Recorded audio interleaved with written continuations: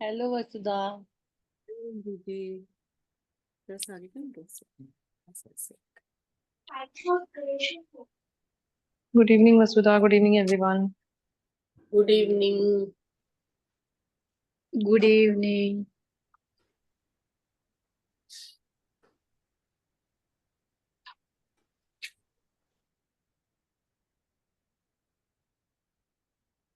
कौन सी बुक में क्लेशवती?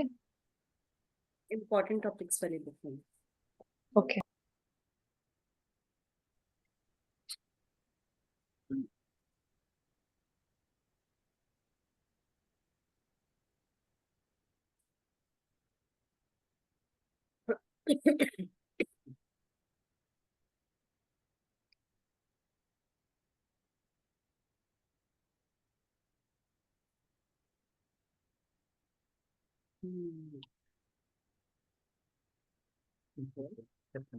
मेरा पेज नंबर 12।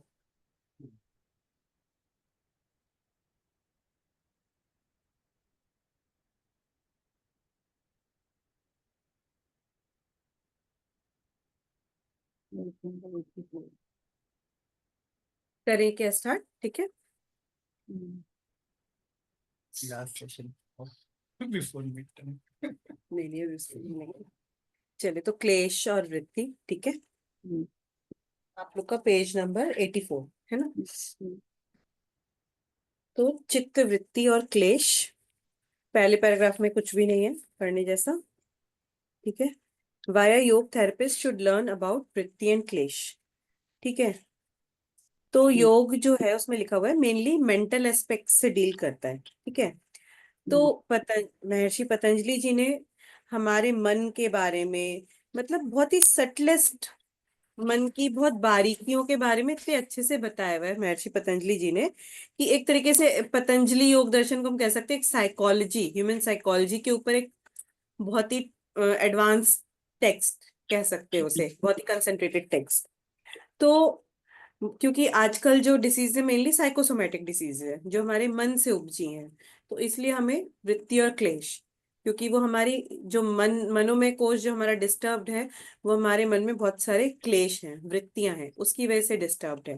तो इसके लिए हमें वृत्ति और क्लेश के बारे में नॉलेज रखेंगे तो अच्छा है, ठीक है। मतलब ये क्लेश वही है जो हम कहते हैं कलेश कर दिया। हाँ, जो हम बोलते हैं क्लेश हो गया, तो वही क्लेश है, ठीक है। अच्छा। तुझे क्या क्लेश बोलते हैं ना, क्या क्लेश है तुम्हें, तो ये सब क्लेश है, ठीक है। यूपी में तो कलेश बोलते हैं, क्या कलेश? हाँ, तो वो तो स्लैंग में बोलते हैं कलेश। अच्छा। मतलब प्योर वर्ड तो क्लेश ही हुआ ना। हम्म। ठीक है। तो सेकंड पैराग्राफ में यही बताया हुआ है कि मनोमय कोश से सारी बीमारियां उपजती हैं। तो मनोमय कोश में बहुत सारे क्लेश होते हैं, ठीक है। तो अब अलग अलग कॉन्सेप्ट अलग अलग तरीके से पढ़ेंगे। तो चित्त वृत्ति क्या होती है, ठीक है। तो वृत्तियां क्या होती हैं, तो बहुत सारी बातें, बहुत सारे, जैसे कि व्यास भाष्य हम पहले भी पढ़ चुके हैं कि पतंजलि योग सूत्र का एक बहुत ही ऑथेंटिक कमेंट्री है व्यास भाष्य। पतंजलि जी ने सूत्र लिखे हैं, ठीक है। सूत्र क्या होते हैं, बहुत ही कंसंट्रेटेड फॉर्म में होते हैं, तो उनको एक्सप्लेन करना पड़ता है। तो व्यास भाष्य क्या है, कमेंट्री है। तो उन्होंने चित्त में बताया है, चित्त किससे कंप्राइज है, कल हमने वो भी पढ़ा था ना, अंतकरण चतुष्टय। तो चित्त जो है मन बुद्धि अहंकार, किसी ने मन बुद्धि अहंकार बोला है, किसी ने मन बुद्धि चित्त अहंकार चार मिला के बोला है। तो किसने क्या बोला है, इतना ज्यादा समझने की, याद करने की जरूरत नहीं है। हमें एग्जैक्टली पता होना चाहिए चित्त मतलब मन बुद्धि अहंकार, सब कुछ चित्त में आएगा, चित्त का पार्ट। यानी कि जो हम सोचते हैं, जो हम दिमाग लड़ाते हैं, जो हमारी बुद्धि है, जो हमारा सारा एक्सपीरियंसेस हैं सब कुछ, और जो मेरी अहम है, मेरी आइडेंटिटी, मैं हूँ, दैट ऑल इज चित्त, ठीक है। ठीक है। तो किसी ने उसे अंतकरण चतुष्टय बोला है, किसी ने पंचक बोला है, किसी ने अंतकरण तृतीय बोला है, मतलब तीन पार्ट्स बोले हैं।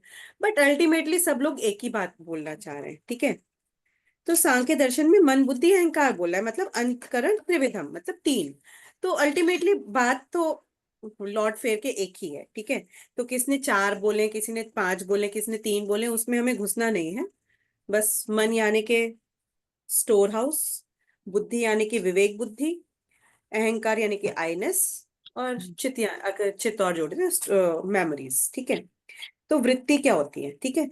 चित्त वृत्ति और वृत्ति अलग नहीं है। ठीक है। वृत्तियां जो है वो चित्त में ही आती हैं। ठीक है। तो ये मत सोचना वृत्ति और चित्त वृत्ति that is one and same thing. तो चित्त वृत्ति is the reflection of any object perceived bye चित्त। तो वृत्ति मतलब दिमाग में जो भी कुछ चल रहा है वो भी वृत्ति है। जो भी इस पैराग्राफ में सबसे लास्ट लाइन में लिखा है, the thoughts arising in the mind are also वृत्तिस। ठीक है। तो मन में जो विचार आ रहे हैं वो भी वृत्ति है। और इसमें लिखा है, सब जो फर्स्ट लाइन है, चित्त वृत्ति is the reflection of any object perceived bye चित्त। मतलब वो व्यक्ति कैसा है असल में, दैट इज नॉट वृत्ति। हम उसके बारे में हम क्या सोचते हैं, दैट इज अवर, हमारे चित्त की वृत्ति। ठीक है। अच्छा है, बुरा है, कैसा है, वो उसका है। हम सेम रंजीत जी हैं, सेम अर्चना जी हैं, मेरे लिए कुछ और हैं, किसी और के लिए कुछ और हो सकती हैं। मतलब कोई और उन्हें कैसे परसीव कर सकता है। तो मेरी वृत्ति मतलब मैं क्या रिफ्लेक्शन ले रही हूँ सामने वाले चीज के लिए। ठीक है ना। तो इसलिए बोलते हैं reflection of any object perceived bye चित्त, हमने उसको कैसे परसेप्शन बनाया है। ठीक है। तो ये मेन लाइन याद रखना है, चित्त वृत्ति is the reflection of any object perceived. तो परसीव्ड वर्ड यहाँ पे बहुत इंपॉर्टेंट है, मेरा परसेप्शन क्या है उसको लेके। ठीक है। अच्छा, देयर इज ओनली वन वृत्ति इन चित्त एट अ टाइम। तो एक बार में चित्त में एक ही वृत्ति रहती है। ठीक है। दूसरी वृत्ति कब आएगी? जब एक वृत्ति जाती है तो दूसरी वृत्ति आती है।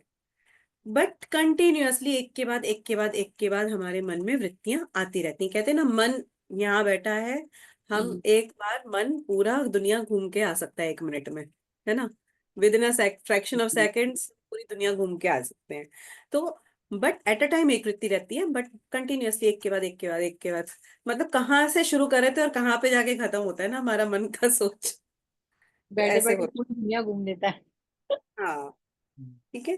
तो जो भी मन में विचार चल रहे हैं और हम किसी के बारे में क्या परसेप्शन ले रहे हैं, दैट ऑल इज वृत्ति। ठीक है। वृत्ति। बारे में मतलब not just person, any object, any experience, हर एक चीज से लेके कोई बीमार हुआ, हमें कोई बीमारी हुई, हमने उससे क्या परसेप्शन पाया और वही दूसरे व्यक्ति ने उससे क्या परसेप्शन पाया। तो दैट हमारा जो परसेप्शन है दैट इज वृत्ति। ठीक है। मेरी मेरी तो वृत्तियों में मैंने फाइनल टर्म के पेपर भी दे रखे हैं। पा- और मार्क्स कितने मिले वो भी बता दो। पास हुए कि नहीं ये बता। अब वो हाँ हो गया। चलो ठीक है। मार्क्स आपको टीचर्स की वृत्ति के हिसाब से मिलेगी। ठीक है। तो from therapy point of view, controlling the वृत्तिज इन चित्ता। ठीक है। तो हमें क्या करना है, जो एक के बाद एक के बाद कंटिन्यूअस दिमाग में वृत्तियां आई जा रही हैं, तो उनका जो फ्लो है, वो नितिन सर एक बहुत अच्छा स्लाइड दिखाते हैं कि एक होता है भेड़ों का झुंड, झुंड ऐसे आ रहा है, एक हो रहा है कि लाइन से आ रहा है, लाइन बाय, हाँ भाई, एक जाएगा फिर एक वेट कर रहा है फिर आएगा। तो एक होता है लाइन से, और एक होता है ऐसे भेड़ की तरह घुस गए। ठीक है। वो तो ना बस के आगे, बस का दरवाजा जब खुलता है, कंडक्टर खोलता है, तो एक होता है कि बस सब भिड़ गए, और एक होता है लाइन लगा के। तो हमारा का योग थेरेपिस्ट का क्या काम है कि लाइन लगा, ठीक है, डिसिप्लिन करना है बस। तो उससे क्या है, हमारे जो साइकोसोमेटिक डिजीज है कम होंगे। मतलब वृत्तियों की लाइन लगानी। हाँ, वृत्तियों को भीड़ नहीं बनानी है, उनको लाइन बाय लाइन लाना है। ठीक है। ठीक है। और जितनी आ सकती हैं बस में उतने ही लोग बैठने हैं, ये नहीं कि भर गई बस। खड़े हुए भी हैं, लटके हुए भी हैं। खड़े हुए हैं, लटके हुए हैं, बिल्कुल ठूस समझ आ गया, बहुत अच्छा एग्जाम्पल। ठीक है। तो अभी अभी पतंजलि जी का जो कमेंट्री है, व्यास भाष्य जो, उन्होंने एक बहुत इंपॉर्टेंट कॉन्सेप्ट दिया हुआ है, चित्त भूमि। तो चित्त, पतंजलि जी ने तो सिर्फ चित्त बोला है। ठीक है। तो चित्त में अंतकरण चतुष्टय सब कुछ आ गया, मन बुद्धि अहंकार सब कुछ चित्त का पार्ट पतंजलि ने माना हुआ है। ठीक है। तो व्यास जी ने, व्यास भाष्य में उन्होंने कॉन्सेप्ट दिया है चित्त भूमि। वो चित्त भूमि का कंसेप्ट पतंजलि योग दर्शन में नहीं है। तो वो मैच द फॉलोइंग में आ सकता है कि चित्त भूमि का कंसेप्ट किधर है? व्यास भाष्य में, नॉट इन पतंजलि योग दर्शन। तो हम्म, उन्होंने थोड़ा सा आज और आएगा इलेबोरेट। आज के पेपर में आएगा। आज नहीं है अर्चना जी पेपर। आज नहीं है। पता है ना। आज जो आप लोगे उसमें बोल रही हूँ टेस्ट में। नहीं पता नहीं चला। आज नहीं डाला ना ग्रुप में, आज नहीं। आज नहीं अच्छा ले नहीं पाए। है, अच्छा मैंने नहीं देखा। ओके। लेंगे कल या हाँ परसों में, ठीक है। तो चित्त भूमि, तो उन्होंने थोड़ा सा चित्त को और अच्छे से एक्सप्लेन किया चित्त भूमि के कॉन्सेप्ट से, ठीक है। चित्त भूमि क्या है? स्टेट ऑफ चित्त at a particular point of time, ठीक है। अभी मेरा क्या प्रेजेंट स्टेट ऑफ माइंड है, दैट इज कॉल्ड चित्त भूमि, ठीक है। मैं अभी कौन से करंट स्टेट ऑफ माइंड में हूँ। हम्म। तो चित्त भूमि क्या है कि थोड़ा सा अच्छे से एक ह्यूमन बिहेवियर को समझने में हेल्प करती है। तो गर्म है। अच्छा, तो देयर आर 5 स्टेट्स ऑफ चित्त, ठीक है। तो ऐसा क्वेश्चन आ जाता है कि 5 टाइप्स ऑफ चित्त भूमि की जगह ऐसा आ जाता है, right 5 types of states of चित्त। तो लोग सोचते हैं अरे 5 टाइप्स ऑफ स्टेट ऑफ चित्त क्या लिखना है, तो चित्त भूमि 5 तरीके की चित्त भूमि लिखनी होती है उसमें। तो मतलब इन्होंने आप 5 अलग अलग लिखी भी हैं, तो मोस्टली प्रीडोमिनेंटली हर एक व्यक्ति की एक होती है, ठीक है। तो एट अ पर्टिकुलर टाइम वो फ्लक्चुएट भी हो सकती है, बट प्रीडोमिनेंटली हर एक व्यक्ति की एक प्रीडोमिनेंट चित्त भूमि होती है, ठीक है। It can fluctuate but predominantly, ठीक है। तो 5 चित्त भूमि है। तो एक है मूढ़ चित्त, क्षिप्त चित्त, विक्षिप्त चित्त, एकाग्र चित्त और निरुद्ध चित्त, ठीक है। तो मूढ़ चित्त, ये मैच द फॉलोइंग वगैरह ये पूरा शॉर्ट नोट में भी आ जाता है बहुत। तो मूढ़ चित्त क्या है? जहाँ पे तमस, मूढ़ मतलब कि कहते हैं ना बुद्धू है, वो तो मूढ़ है। तो उसमें तमस का प्रिडोमिनेंस है, ठीक है। तो उसमें क्या है, तमस व्यक्ति में वैसे भी लैक ऑफ एक्शन होता है, और कंफ्यूजन है, लेथार्जी है, इनडिसिसिवनेस है। ये 3-4 वर्ड्स आप याद कर लीजिए, पूरा पैराग्राफ लिखने का जरूरत नहीं है, ठीक है। Lack of action, dominance of tamas guna, confusion, illusion, इनडिसिसिवनेस, ठीक है, लेथार्जी है। तो उन लोगों को नहीं पता क्या करना है लाइफ में, ठीक है, टोटल कंफ्यूज्ड। तो इतने कंफ्यूज्ड है कि ये करूं वो करूं ये करूं तो कुछ भी नहीं करते हैं, तो दैट इज मूर्छित, ठीक है। तो वो अपनी लाइफ में कुछ भी नहीं कर पाते हैं, तो उनको क्या करवाना है? लेथार्जिक है, एक्शन नहीं है, तो उनको एक्शन मोड में लाना है। तमस गुण है तो वो सोए हुए हैं, तो उनको एक्शन में लाने के लिए योग कराएंगे तो और सो जाएंगे। तो उनको सूर्य नमस्कार, संधि चालन, थोड़ा सा डायनेमिक वाली चीजें करवानी है, ठीक है। तो योग प्रैक्टिस से पहले योग कराएंगे तो और सो जाएंगे, तो उनको थोड़ा सा संधि चालन और सूर्य नमस्कार डायनेमिक ये करवाना है मूड मूड व्यक्ति को मूड व्यक्ति, ठीक है। देन आता है क्षिप्त चित्त चित्त। फिर पता कैसे चलेगा ये मूड है?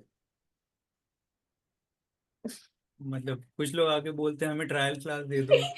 पूछना पड़ेगा मूड होके। वो आके हमसे ट्रायल मांगते हैं, हम बोलेंगे हमें एक ट्रायल क्लास चाहिए। तुम्हें और वो देखने से पता चल जाता है। कि माथे पे एम लिखा हुआ है। हाय फ्रेंड्स, मैं थोड़ा लेट ज्वाइन करी, सॉरी। कुछ हमारा मेरा मिस हुआ क्या? दो जल्दी पेज। नींद खुली दिख रहा है चेहरे से। नहीं नहीं, मेरा एक्चुअली क्लास था लेकिन और मैं कैंसिल हो गया, तो फिर मैं इधर ज्वाइन की। अभी जस्ट स्टार्ट ही किया है। कोई नहीं जैस्मिन, वेलकम, एंड बस 2-3 जोक्स मिक्स करें और कोई नहीं। चलो तो कुछ ऐसा शिव इम्पोर्टेंट सुन नहीं है ना, लेना। क्योंकि मैं यहाँ से सुनी, चित्त भूमि से मैंने सुनी, उसके पहले कुछ ऐसे इम्पोर्टेंट खाली नहीं है मूड़ा ना। चित्त का सुन ले, मूड़ा चित्त। सुनी हाँ वो मोड़ मैंने मोड़। सुनी, मोड़ चित्त। बोला कि एक आती है दूसरी आती है। तो जल्दी मूड बनाओ पढ़ाई करने का, 6:45 तक खत्म करना है। अच्छा सॉरी सॉरी। ठीक है ठीक है। हाँ। 85 में कुछ नहीं है ना, पेज 85 में, पेज 85। उसमें बित्री में रिफ्लेक्शन और परसीव को अंडरलाइन कर लो। ठीक है ठीक है। अरे वो रिकॉर्डिंग में देख लेना अभी, क्योंकि मेरे को 5:45 बजे, तो इसलिए मैं ठीक वापस है रिपीट। ठीक है, ओके ओके। हाँ, कम जोक्स मारो, चलो। अच्छा। तो क्षिप्त चित्त में क्या है? तो मूड में डोमिनेंस ऑफ तमस गुण है। क्षिप्त में क्या है? क्षिप्त में रजस गुण का डोमिनेंस है, ठीक है। तो दो तीन पॉइंटर्स याद करने हैं। तो रजस गुण वाले व्यक्ति बहुत ज्यादा एक्टिव होते हैं, ठीक है। तमस वाले टोटली इनएक्टिव, रजस वाले कुछ ज्यादा ही एक्टिव, ठीक है। इतने एक्टिव है कि हाइपर एक्टिव है, ठीक है। ये भी कर लूं वो भी कर लूं। तमस वाले क्या है, ये करूं वो करूं, कुछ नहीं करते। और रजस वाले ये भी कर लूं वो भी कर लूं, तो बहुत कुछ करते हैं और 10 कुएं खोदते हैं और सब कुछ आधा आधा खोद के छोड़ देते छोड़ हैं। देते हैं, ठीक है। तो वो हाइपर एक्टिव होते हैं, रेस्टलेस होते हैं, माइंड को फोकस नहीं कर पाते, करते बहुत कुछ है बट एक डायरेक्शन में नहीं करते, ठीक है। तो उन लोग को क्या करवाना है, तमस वालों को थोड़ा जगाना था, इनको थोड़ा सा शांत कराना है। तो इनको थोड़ा प्राणायाम मेडिटेशन कराना है, प्राण धारणा करा। बंदर जैसे हाँ जी, क्या हानु? एग्जाम्पल लिखा है बंदर जैसे। बंदर जैसे। तो ऐसा है। तो उन लोग को थोड़ा सा शांत, उनका दिमाग को थोड़ा सा शांत, बैठो बैठो तुम प्राण धारणा करो, ठीक है। देन विक्षिप्त चित्त। विक्षिप्त चित्त में रजस गुण ही है बट थोड़ा थोड़ा उनको सत्व गुण थोड़ा थोड़ा है। डोमिनेंस रजस गुण की है बट थोड़ा सत्व गुण भी है। तो इसलिए मोस्टली वो कंफ्यूज रहते हैं, मतलब कंफ्यूज नहीं, मोस्टली वो हाइपर एक्टिव रहते हैं। बट कभी कभी किसी चीज में दिमाग लग जाता है, मन ठुक जाता है, तो अच्छे से कर ले जाते हैं, ठीक है। तो ओकेजनली देयर चित्त बिकम स्टेबल और एकाग्र on its own without any conscious effort, ठीक है। तो यहाँ पे ये कॉन्शियस एफर्ट वर्ड बहुत इंपॉर्टेंट है, इसको अंडरलाइन कर लीजिए। ओकेजनली देयर चित्त become stable without any conscious effort, बिना किसी, वो कुछ ऐसे कोशिश नहीं करते कि मुझे एकाग्र बनना है, अचानक से हो जाता है, मन किसी एक जगह लुक जाता है, ठीक है। तो they are generally restless but when they are doing some activity of their interest they are able to focus on their mind. जैसे छोटे बच्चे मोस्टली होते हैं, मोस्टली चंचल ही रहते हैं, बट कभी कभी किसी चीज में मन ठुक जाता है तो थोड़ी देर बैठ जाते हैं, ठीक है।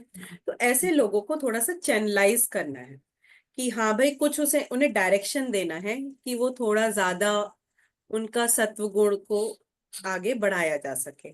तो उन लोगों को भी मेडिटेटिव प्रैक्टिसेस करवानी है, जैसे कि मनस चिंतन, इष्ट चिंतन, जिससे कि वो इंट्रोस्पेक्ट कर पाए। मनस चिंतन से, इष्ट चिंतन से क्या है, इंट्रोस्पेक्ट करेंगे कि हाँ भाई मुझे लाइफ में क्या चाहिए, ठीक है। क्षिप्त वाले तो टोटली मतलब वो है हाइपर एक्टिव, पर विक्षिप्त वालों को थोड़ा सा आप स्ट्रीमलाइन कर सकते हो, ठीक है। मतलब सेल्फ ड्रिवन है वो लोग, अगर डायरेक्शन देने के ऐसा। हाँ। देन आते हैं एकाग्र चित्त वाले। तो ये है, इनमें सत्व गुण डोमिनेंट है, ठीक है। तो इनका कंसंट्रेशन बहुत ही हाई लेवल का है, बहुत ही काम और पीसफुल है, ठीक है। लेवल हेडेड बैलेंस्ड पीपल है, ठीक है, ठीक है। और इनका जो डिस्क्रिमिनेटरी इंटेलेक्ट है वो अच्छे से डेवलप्ड है, विवेक बुद्धि जो है। तो वो डिफिकल्ट सिचुएशंस में भी ये करूं वो करूं ये करूं ऐसा करूं, हमेशा काम एंड कंपोज रहते हैं, ठीक है। और ये जो एकाग्र चित्त भूमि है, ये बहुत तप के बाद, एक्चुअली विक्षिप्त को एकाग्र में कन्वर्ट करना थोड़ा सा इजियर है, ठीक है। तो पर अगेन बहुत तप के बाद आप एकाग्र वाले पॉइंट पे पहुंचते हो। अब यहाँ पे एक पॉइंट लिखा है लास्ट लाइन में, here it is to be noted that ekagra chitta has to be developed consciously, ठीक है। इसको कॉन्शियसली डेवलप करना पड़ता है एकाग्र चित्त भूमि को। विक्षिप्त वाले में कभी कभी एकाग्र हो जाते हैं विदाउट एनी कॉन्शियस एफर्ट। एकाग्र वाले को ऑल टाइम एकाग्र चित्त भूमि में रहने के लिए कॉन्शियस एफर्ट्स लगाने पड़ेंगे, ठीक है। अपने आप नहीं हो पाएगा, उसके लिए साधना करनी पड़ेगी। देन आती है निरुद्ध चित्त। निरुद्ध चित्त, it is the state of chitta when there are no वृत्तिज इन द चित्त, ठीक है। नो वृत्ति, नो गुण, कोई गुण नहीं, तमस रजस सत्व कोई गुण नहीं, ठीक है। निर्गुण हो गए, निर्वित्त, निर्वित्त हो गए, कहते हैं ना कि वो। तो this is the final stage, मतलब योग प्राप्त हो गया, योग योगश चित्तवृत्ति निरोध, वो वाली स्टेज हो गई, ठीक है। तो निरुद्ध चित्त मतलब नो वृत्ति नो गुण, ठीक है। तो योग की जर्नी कैसी होनी चाहिए, पहले तो वो जो झुंड था वृत्तियों का, वो धीरे धीरे कम होना है, उन्हें स्ट्रीमलाइन करना है।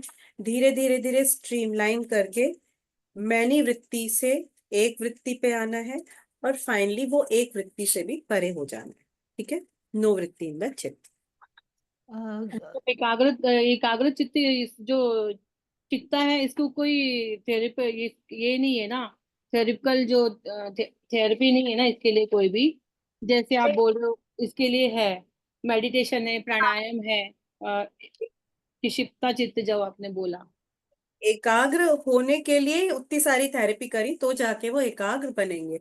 हम खुद ही एकाग्र नहीं है तो हम एकाग्र वालों को क्या थेरेपी देंगे, वैसे तो ये भी बात है ना। तो हाँ। एकाग्र वालों को थेरेपी नहीं चाहिए, वो इतने बरसों की थेरेपी थेरेपी नहीं बोलेंगे, मतलब साधना के बाद ऑलरेडी एकाग्र बन गए हैं, अब उनको कुछ फर्स्ट मेट्रो कॉलम में अगर आया तो फिर हैं ये जितने 5 हैं, तो ये मतलब इंसान के अंदर ही होती हैं बाय बर्थ, नेचुरली ये सब होती हैं, या क्रिएट होती हैं अपनी सिचुएशन के साथ, या डेवलप होती हैं पर्सनालिटी जैसे?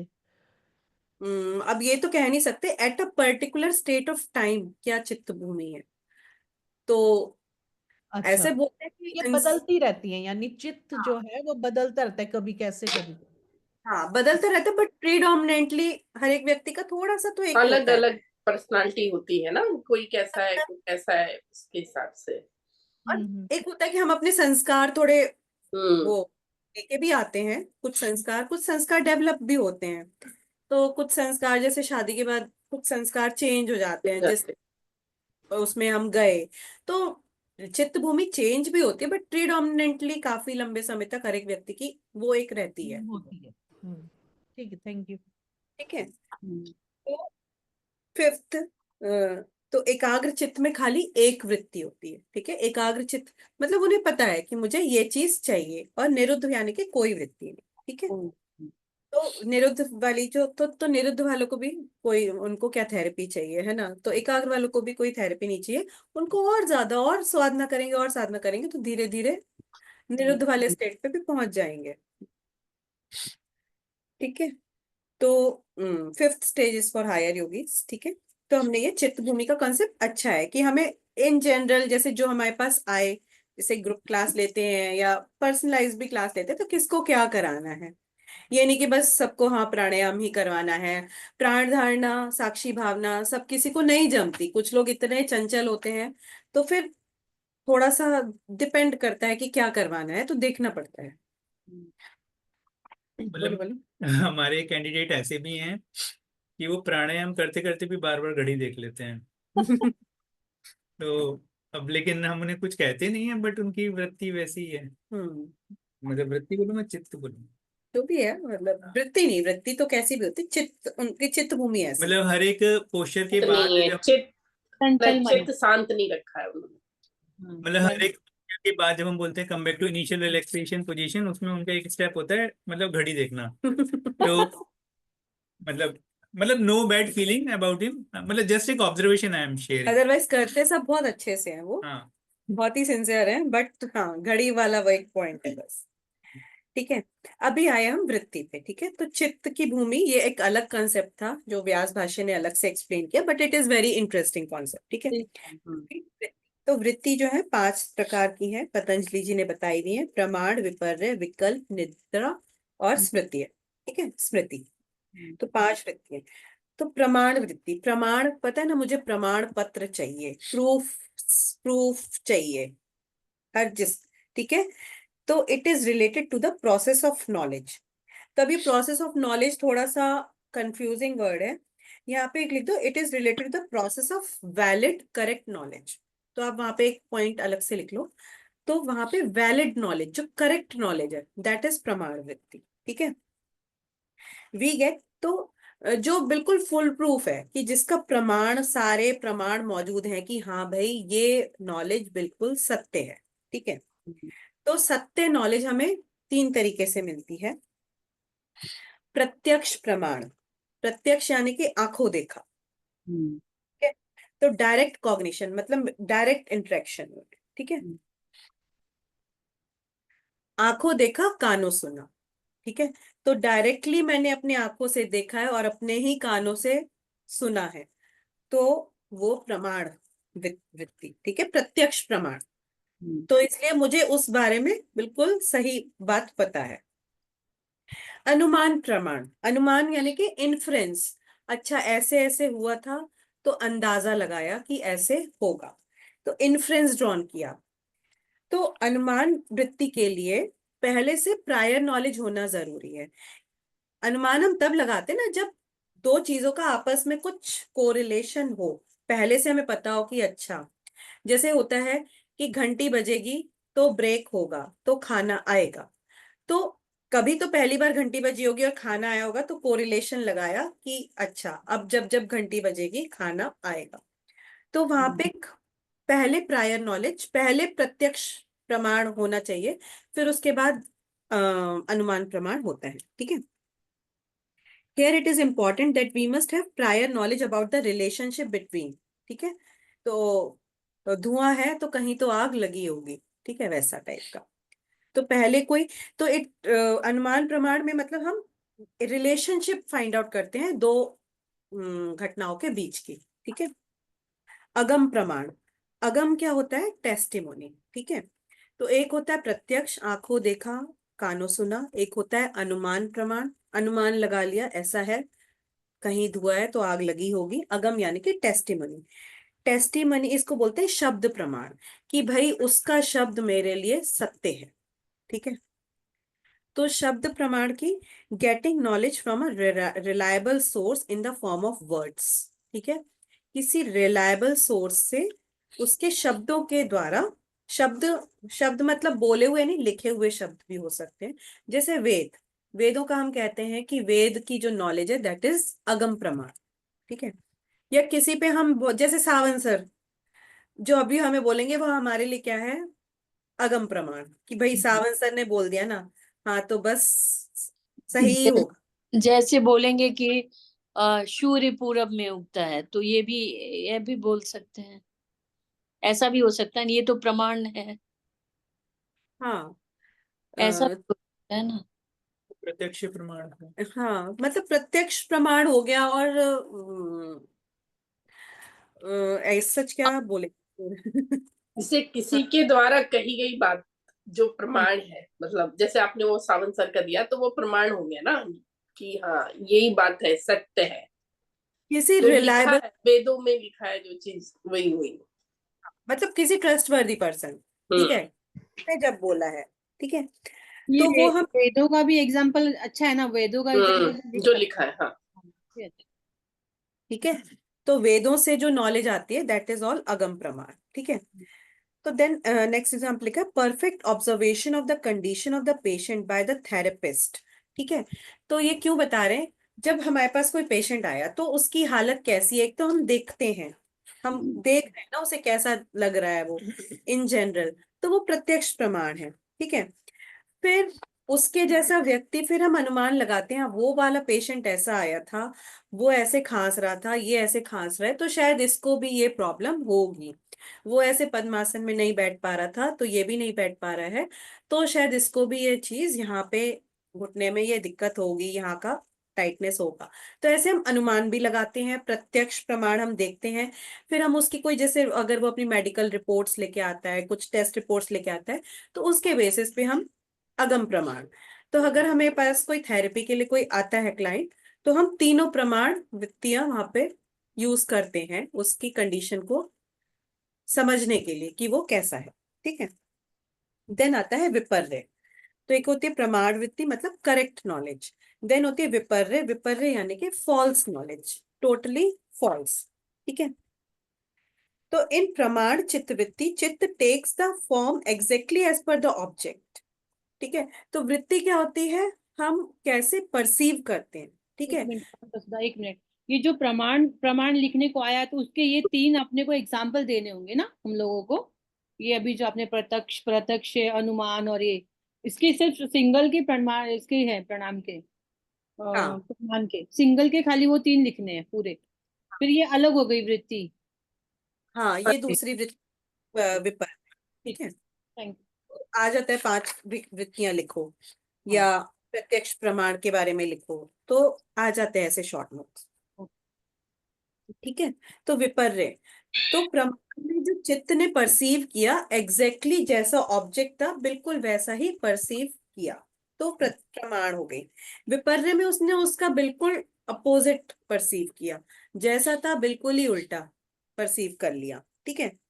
तो इन this vritti chitta takes completely different form than the object.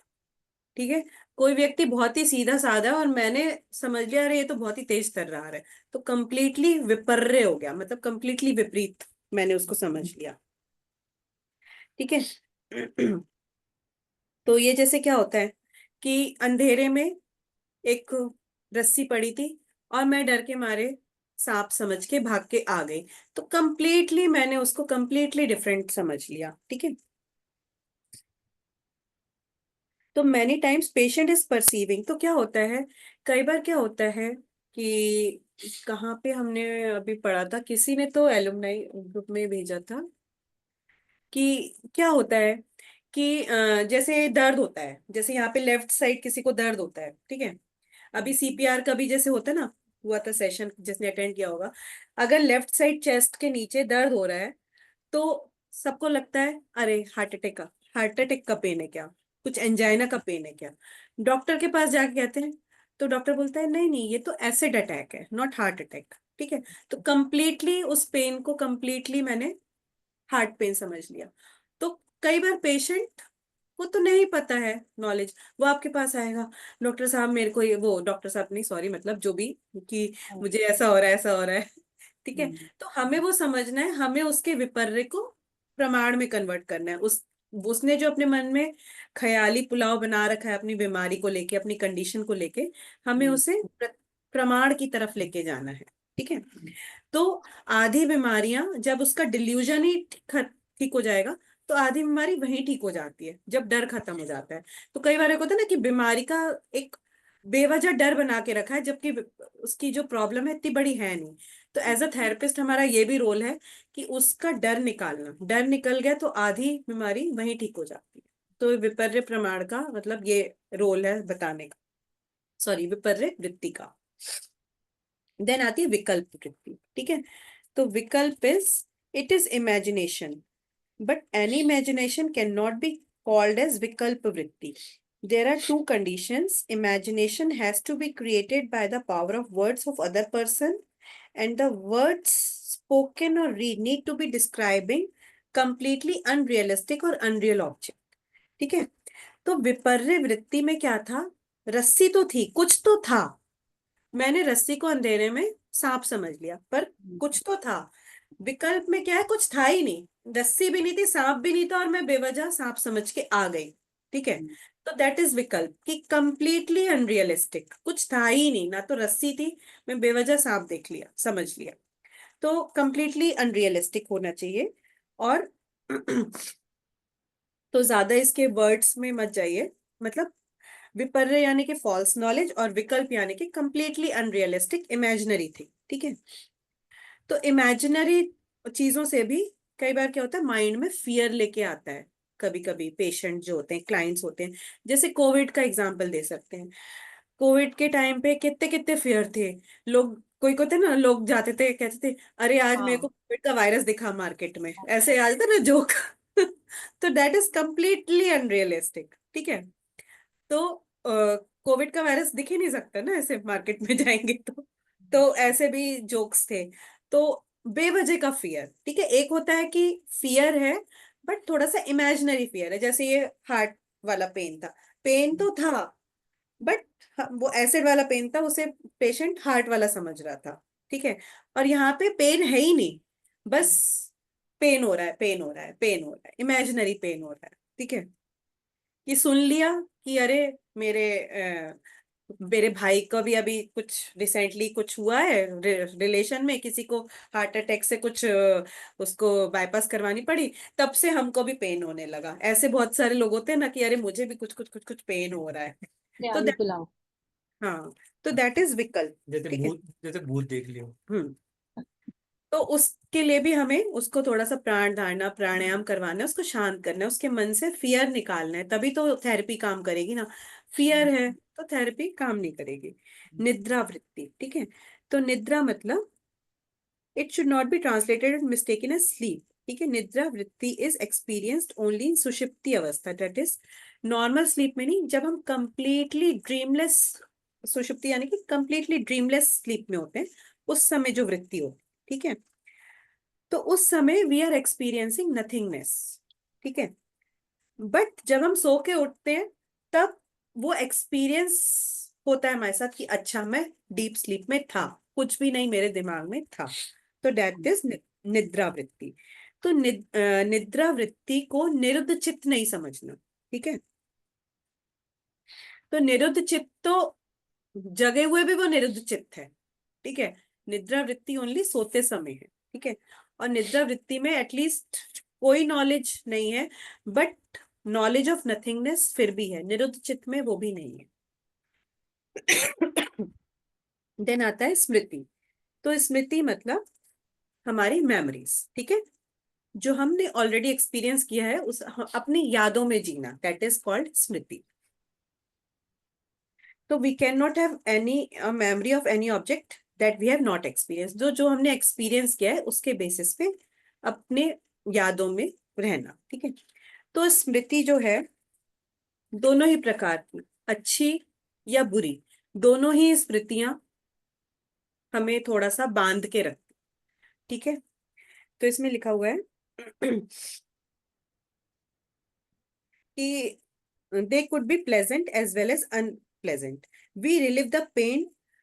कई बार अनप्लेजेंट, वो दुखद समय गुजर गया हमारी लाइफ का, बट अभी भी जब वो याद आ जाता है तो हमारे मन में वो टीस आ जाती है, ठीक है, और वापस से स्ट्रेस हो जाता है। और कई बार हमारे पास सुखद वृत्तियां हैं, सुखद स्मृति है, बट फिर भी हमें डर है कि ये सुखद स्मृति जो है खत्म ना हो जाए, कुछ बुरा ना हो जाए, ठीक है। तो दोनों ही केस में वो हमें बोध करती है, परेशान करती है। तो one should also not linger in pleasant memories of the past as one drifts away from the present, ठीक है। तो the desire to experience these pleasant memories also creates frustration और stress, कि कहीं घूमने गए थे, ठीक है, वो बहुत अच्छे पल थे, अब नहीं घूमने जा पा रहे हैं, तो अरे यार वो कितना अच्छा माहौल समय था, वो कितना अच्छे समय था, वो समय दोबारा क्यों नहीं आ रहा, तो उस समय को दोबारा क्यों नहीं आ रहा वो सुखद समय, तो उसकी टीस भी रहती है कई बार, ठीक है। तो दोनों ही केस में गड़बड़ है। तो there are certain practices like sakshi bhavana. तो अनप्लेजेंट मेमोरीज रिमूव करने के लिए साक्षी भावना है, ठीक है, या फिर क्षमा ध्यान है। अगर किसी ने हमारे साथ बुरा किया तो क्षमा ध्यान, और हमने किसी के साथ बुरा किया तो क्षमा याचना ध्यान, ठीक है। तो अनप्लेजेंट मेमोरीज के लिए ये करवा सकते हैं। अब क्लेश वृत्ति हो गई, अभी क्लेश। तो क्लेश मतलब what ever that gives trouble और पेन, जो भी चीजें हमें दुख देती हैं वो क्लेश, ठीक है। तो क्लेश जो है 3 तरीके के होते हैं। कपिल मुनि जी ने बताया ना, दुख 3 तरीके के दुख हैं, आदि भौतिक, आदि दैविक, आध्यात्मिक।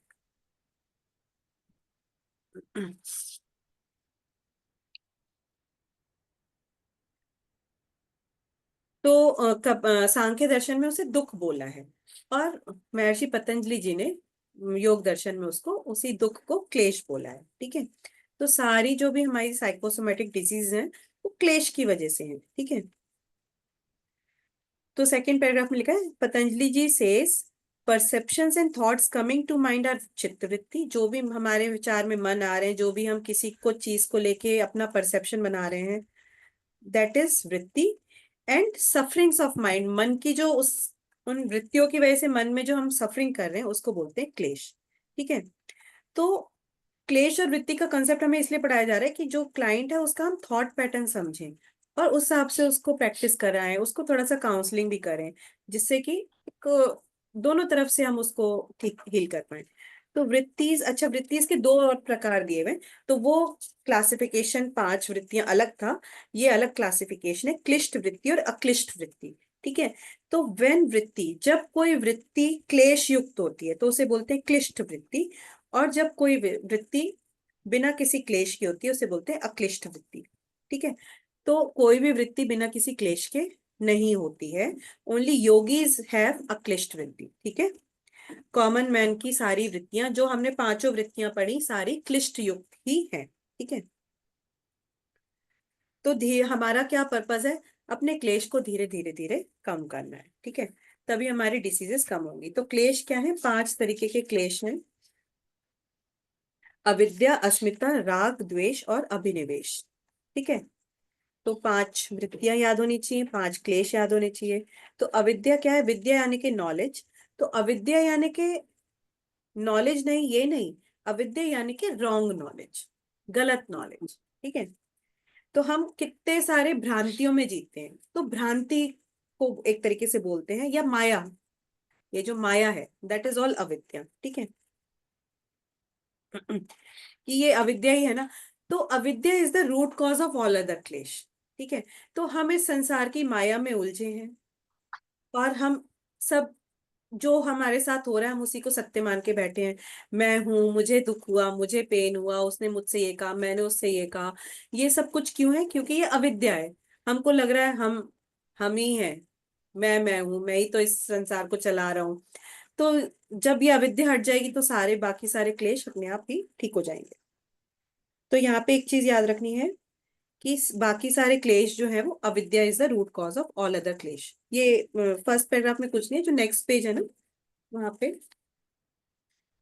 जो अच्छा सॉरी 91 पेज पे जो थर्ड पैराग्राफ है, avidya is the root cause of all other klesha. ठीक है, तो अगर अविद्या हटा देंगे तो बाकी सारे क्लेश अपने आप ही दूर हो जाएंगे। तो अविद्या कैसे हटानी है? धीरे धीरे अपनी विवेक बुद्धि को स्ट्रेंथन करना है। तो विवेक बुद्धि पूरी तरीके से तो अविद्या नहीं जाएगी, बट विवेक बुद्धि कैसे स्ट्रेंथन होनी है? वही अपना मेडिटेटिव प्रैक्टिसेस करके, प्राण धारणा करके, प्राणायाम करके, मेडिटेशन करके हम धीरे धीरे धीरे धीरे जितना हम अंदर जाएंगे, अपने अंदर झांकेंगे, उतनी धीरे धीरे अविद्या दूर होगी। तो दूसरा क्लेश है अस्मिता। अस्मिता यानी कि आईनेस, की फीलिंग ऑफ मैन, अहम, मेरा जो अहम है। तो अहंकार जो है, तो कुछ लोग बहुत हाईली इगोइस्टिक होते हैं, और इतने इगोइस्टिक होते हैं कि जो मैं कहूंगा वो ही सही है, तो बहुत रिजिड भी होते हैं।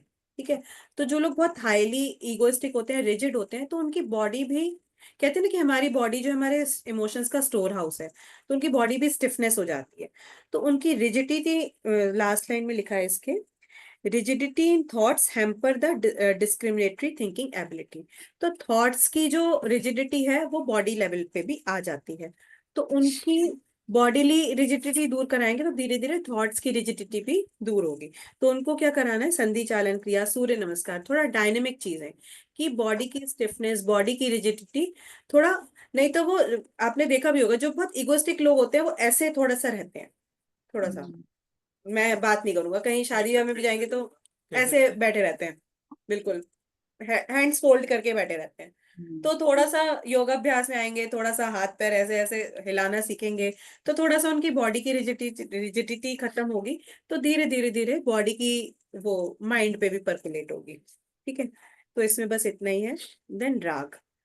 राग क्या है? किसी से बहुत ज्यादा राग, बहुत ज्यादा अटैचमेंट हो जाना। ठीक है, तो एक्सपीरियंसिंग हैप्पीनेस, इसमें लिखा है कि having the experience of pleasure is not bad, but जब हम उस प्लेजर को क्रेव करने लगते हैं वो बैड है। ठीक है, सुख को अनुभूति करना बुरा नहीं है, सुख की अनुभूति की कामना वो बुरी है।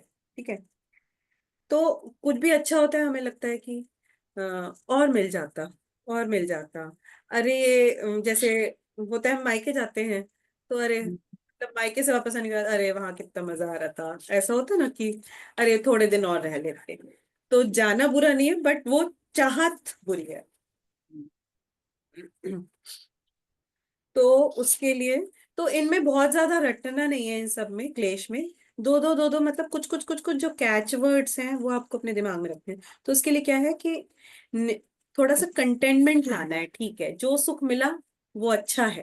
ठीक है, ज्यादा सुख की कामना नहीं। तो निष्काम कर्म योग जो गीता में है ना, कि कर्म करो फल की इच्छा मत करो, तो वो वाला एटीट्यूड धीरे धीरे धीरे डेवलप करना है।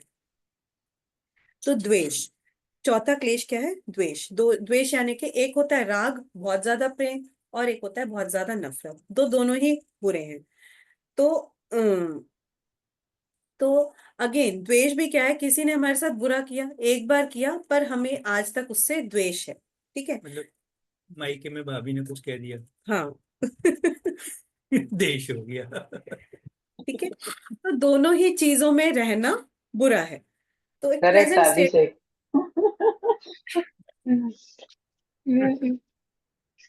तो इसमें happiness and unhappiness are the two sides of the same coin called misery. ठीक है, तो दोनों ही चीजें हमें मतलब माइजरी की तरफ लेके जाती हैं। ठीक है, तो दोनों से ही दो, एक सिक्के के दो पहलू हैं, सुख और दुख मिसरी। तो दोनों से हमें ऊपर उठना है। मुझे समझा माइक का एक सिक्के के दो पहलू हैं। तो दोनों से हमें ऊपर उठना है, मतलब जो आया एक्सपीरियंस करो, उससे अटैच मत हो जाओ, ना तो सुख से ना तो दुख से। ठीक है, तो ना तो सुख हमें बहुत सुखी करेगा, ना तो दुख हमें दुखी करेगा। ठीक है, पास हो गए तो ठीक, नहीं हुए तो भी ठीक। Next year. तो पास हो जाए उनके साथ पार्टी करो, नहीं भी हुआ ठीक हो जाते। नहीं हुए तो भी पार्टी करो सबके साथ, तो सबके साथ और करो। क्या, जो हुए हैं उनके साथ पार्टी करो, हाँ, भूल जाओ अपना, भूल जाओ दुख, वेरी नाइस। आगे बढ़ो। चलिए ठीक है, तो ये सब हम क्लेश से कैसे ऊपर उठेंगे कि अपने अच्छे टेक्स्ट पढ़ें, अच्छे सत्संग में जाएं, तो अच्छे लोगों से मिलेंगे जुलेंगे, अच्छी चीजें सुनेंगे, अच्छे वातावरण में रहेंगे, धीरे धीरे हम सब क्लेशों से ऊपर उठेंगे। पांचवा क्लेश है अभिनिवेश, सबसे बड़ा क्लेश है मौत का डर। ठीक है, सब में होता है, छोटे से छोटे जीव से लेके बड़े से बड़े उसमें होता है। ठीक है, तो बहुत बड़े जो इसमें लिखा है, even the learned people who intellectually understand the reality of life are also afraid of death.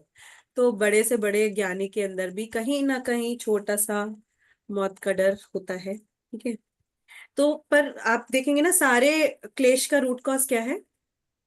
अविद्या। ठीक है, तो this clash abhinivesh especially has immense importance from the therapy point of view. It is observed that terminally ill patients or those having very critical illness, अच्छा, तो क्या होता है कि बहुत ही जिसको डॉक्टर ने जवाब दे दिया ना, कि यह जो होता है ना कि मैं तो मौत को छू के आया हूँ, उन लोग का मौत का डर निकल जाता है। टक से वापस आ। तो ऐसा भी होता है कि कई बार ऐसे होता है कि जो लोग बहुत डॉक्टर ने जवाब दे दिया, वो लोग ज्यादा लंबा जी जाते हैं, और उनके जो रिलेटिव्स होते हैं वो जल्दी गुजर जाते हैं और वो जिंदा रहते हैं। तो क्योंकि उन लोग का डर ही निकल गया, और डर निकल गया तो आपका शरीर से मतलब वो एक होता है ना, कुछ होता है कि हम डर से स्ट्रेस में जीते हैं, मौत के डर से। मौत का डर ही निकल गया तो वो स्ट्रेस चला गया, और स्ट्रेस से हमारी बीमारी अपने आप ही ठीक हो जाती है। तो ऐसे मेराकुलस रिकवरीज हो जाती है कहीं कहीं। तो ऐसे बहुत सारे मतलब हैं एग्जाम्पल्स कहीं कहीं कि बहुत मिराकुलस रिकवरीज लोगों ने की हैं। ये ना मृत्यु का ध्यान है एक, हम्म, मृत्यु का ध्यान। मृत्यु का ध्यान, हाँ, अच्छा। ये है। तो उसके वजह से वो मीन्स डर निकल जाता है। हम्म,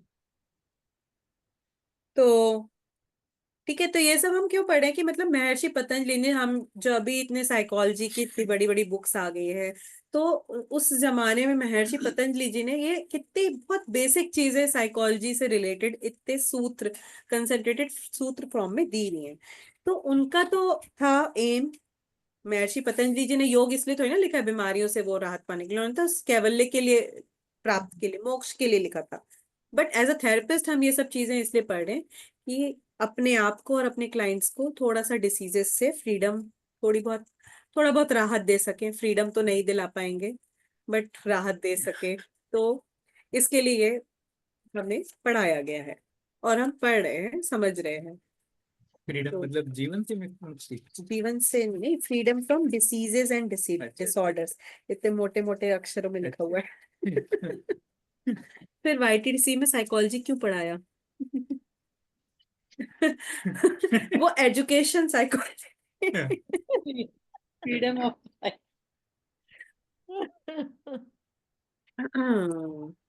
मतलब वो भी पढ़ना इंटरेस्टिंग था, ये और डीप साइकोलॉजी पढ़ रहे हैं ये।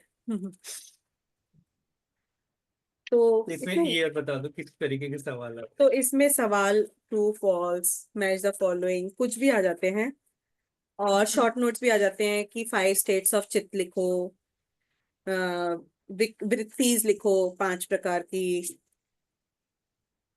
तो कुछ भी आ जाता है। क्लेश लिखो, क्लेश के बारे में तो ज्यादा नहीं लिखने को आता, वृत्ति और चित्त भूमि पे ज्यादा शॉर्ट नोट्स आते हैं। मतलब एक हेडिंग और 2 लाइन लिख दिया बहुत है। मतलब वही, अगर लाइंस भी नहीं, जो जो कुछ कुछ कीवर्ड्स हैं, जो है ना, कि पूरा ये इतना बड़ा पैराग्राफ लिखने का तो ना तो टाइम मिलता है, ना तो याद भी नहीं रखना होता, मतलब जरूरत भी नहीं है। तो अपना जो अंडरस्टैंडिंग है अपने शब्दों में भी लिख सकते हैं। जैसे अगर चित्त भूमि आई तो कौन सा गुण प्रिडोमिनेंट है, उसके क्या क्या करेक्टरिस्टिक्स हैं, और उनको क्या प्रैक्टिस करा सकते हैं उस चित्त भूमि वाली व्यक्ति से। ऐसे ही वृत्ति है तो उसकी एक खास बात, जैसे प्रमाण वृत्ति, करेक्ट नॉलेज, तो वो 3 प्रकार की होती है। तो प्रत्यक्ष यानी कि आंखों देखी काने सुनी, ऐसे भी लिख सकते हो, डायरेक्ट कॉग्निशन। अनुमान यानी कि इन्फ्रेंस।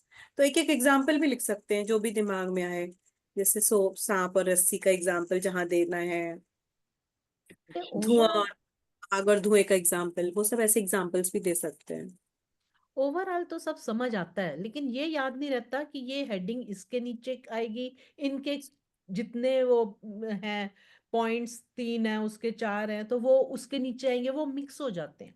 वो याद हम्म। करने में मुश्किल होता है कि ये इधर का है, ये इधर का है। हाँ, उसके लिए कौन है आपके बैच में? उषा जी है ना, वो नोट्स बहुत अच्छे बनाती हैं। हम्म। नहीं, ये सही बोल रहे हैं एक्चुअली पूनम जी, मेरे साथ भी यही हो रहा है। बहुत सारे सब हेडिंग्स हो गए ना हर एक मेन हेडिंग्स के, तो याद करना डिफिकल्ट होता हाँ, वो मेरे मिक्स साथ हो जाते हैं।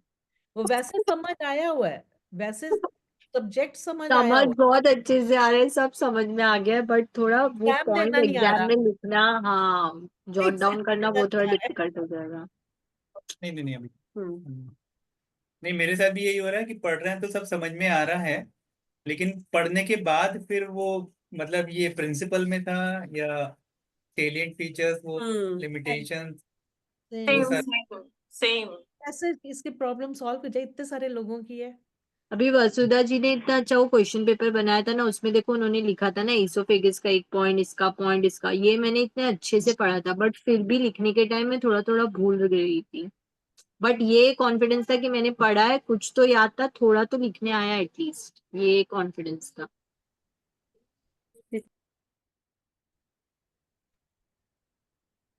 बाल बना के रेडी। ठीक है तो चलो क्लोज करते हैं यहाँ पे, मिड टर्म का सब हो गया कंप्लीट, राइट। जास्मिन, एक मिनट जास्मिन, फिर ऐसे होगा ना तो एग्जाम पे टाइम पे लिख देंगे हमने पढ़ा था लेकिन अभी याद नहीं आ रहा है करके। सब अविद्या है नहीं सब। नहीं नहीं, सर को इसलिए कल मैंने पूछा ना कि सर अभी बुक में तो इतना एलेबोरेट है, हम लोग कितना लिखने का आएगा, 4 मार्क्स का लिखना, तो सर ने बोला जो भी आपको आ रहा है ना वो लिखो, मतलब हम लोग को खाली समझ में आएगा कि आपको कॉन्सेप्ट कितना आ रहा है, उस पे भी हमें मार्क्स मिल जाएगा। तो जो फिर भी वो पॉइंट क्वेश्चन में जो भी रिलेटेड हमें माइंड में है ना, वो हम लिख सकते हैं। जिस क्वेश्चन में आंसर नहीं आता उस पर लिख दो ये सब अविद्याएं हैं। वैसे वही। बाय द वे मैं एरोप्लेन में बैठ के अटेंड कर रही हूँ आपकी क्लास। अरे वाह। अरे क्या! हाँ, आप दिल्ली जा रहे हो ना, शादी में बोल रहे थे दिल्ली। हाँ। प्रीति वो वाला जोक याद आया, एक बार एक बच्चा जो था एग्जाम के लिए गाय का निबंध याद करके गया और आ गया बैल पे, तो लिखा बैल हमारा बाप है, और समथिंग समथिंग जो भी गाय के लिए याद किया था, गाय हमारी माता, तो बैल का लिख दिया बैल हमारा बाप है। Correct correct correct. एक ऐसा ही होने वाला है, ऐसा ही लग रहा है मेरे को भी। एक क्वेश्चन है, मुझे सिर्फ एक नॉर्मल क्वेश्चन करना है, बेसिक, कोई स्टडी को रिलेटेड नहीं है बट रिलेटेड। किसी का बीपी एकदम से हाई होके ब्रेन हैमरेज होता है, मतलब क्यों होता है? Anybody knows like regarding this? एकदम से हाई होके ब्रेन हैमरेज होना, हम्म। तो इतना प्रेशर हाई हो गया कि आर्टरी फट फट मतलब पाइपलाइन फट गई ना। सोचो कि इतना तेज पानी का बहाव आया कि पाइपलाइन फट गई, तो वही इतना ब्रेन तेज बहाव से ब्लड आया कि आर्टरी जो है, ब्लड वेसल में कहीं तो फट गई, और मतलब ब्लड लीक हो गया। तो वो ब्रेन तो ब्रेन तक नहीं पहुंचा, इसीलिए ब्रेन हैमरेज हो गया। नहीं, ब्रेन हैमरेज तो ये होता है, वो स्ट्रोक की बात हो गई, जो ब्रेन तक नहीं। हैमरेज यानी कि ब्लड वेसल से बाहर लीक कर गया, हैमरेज में वो होता है। और वो जो आप कह रहे हो वो स्ट्रोक होता है, कि उसमें क्या होता है कि बीपी हाई हुआ या फिर ब्लॉकेज हो गई। जैसे हार्ट की ब्लॉकेज होती है तो हार्ट अटैक आ जाता है, कंप्लीट ब्लॉकेज हो जाती है। ऐसे ब्रेन की जो आर्टरी है उसमें कंप्लीट ब्लॉकेज हो गई तो ब्लड नहीं पहुंचा तो स्ट्रोक आ गया। वैसे ऐसे मतलब दोनों चीजें एक साथ भी हो सकती हैं, क्योंकि वेसल्स बहुत सारी होती हैं। Thank you. हाँ, चल पूनम जी कुछ कह रहे थे। नहीं नहीं, मैं वही कहती कि ब्रेन में बहुत बारीक बारीक होती है ना वेन्स, तो वो एकदम हाई ब्लड प्रेशर से इफेक्ट करती होंगी ना। मतलब मैं जनरल नॉलेज से बात कर रही हूँ, मैंने पढ़ा नहीं है कहीं। हाँ, बहुत थिन कैपिलरीज होती हैं और वो ब्लड प्रेशर होता है तो वो बहुत डेलिकेट होती हैं, तो इसलिए वो फट जाती है। That's what I understand. हाँ हाँ, ठीक बाकी है, ब्रेन जो टेक्निकल होता है वो वर्ड में बहुत बोल दिया कॉम्प्लेक्स होता है, कैपिलरीज वगैरह। कि हाँ हार्ट का तो फिर भी पहचान लेते हैं चीजें, डिटेक्ट कर लेते हैं, बट ब्रेन का कभी ऐसे वो डिटेक्शन प्रोसीजर सिंपल नहीं होते, मतलब इतना डायग्नोसिस करने के बाद भी रह जाता है चीजें, बहुत कॉम्प्लेक्स होता है ब्रेन। अच्छा, अब क्लोज करते हैं, ठीक है। हाँ, और थैंक यू कल, वेरी मच। हाँ हाँ कल या कभी भी पेपर बन जाएगा, मतलब आधा बन गया है, बन तो जाएगा। मंडे को करते हैं ना, 2 दिन पढ़ाई भी हो जाएगी अच्छे से, फिर उसके बाद पेपर देंगे तो समझ में आ जाएगा 2-3 दिन। And Preeti will also be back on Monday, I believe. अभी तो अपने लेक्चर भी मैं अटेंड दिल्ली किया है प्लेन में। मैं दिल्ली से ही करूंगी, दिल्ली से अटेंड कर सकती हूँ मंडे। हाँ, मंडे करेंगे। ऑलराइट, तो मंडे रात को ना हाँ 9:30 बजे। हाँ। ठीक है, बाय। चलो thank thank you, you so इतनी much tight Vasudha ji, thank you so Abhishek. Much thank Vasudha you ji, Abhishek. Vasudha, thank thank you you thank Abhishek. You. Thank you Abhishek and thank you Vasudha, so much thank you. Vasudha and Abhishek. इतने Thank you tight so much. Schedule में भी तुमने हमें पढ़ा दिया। इतने हाँ, टाइट शेड्यूल बहुत में भी हेल्पफुल तुमने था, किया, बहुत thank you, god bless you. Really god bless. Thank you so much. चलो thank Preeti, you. Happy journey आपको भाई। Okay. Bye thank you, bye. Thank you sir. All the best bye bye everyone. Vasudha, Vasudha, very very bye thank you to you. Bye. चलो bye.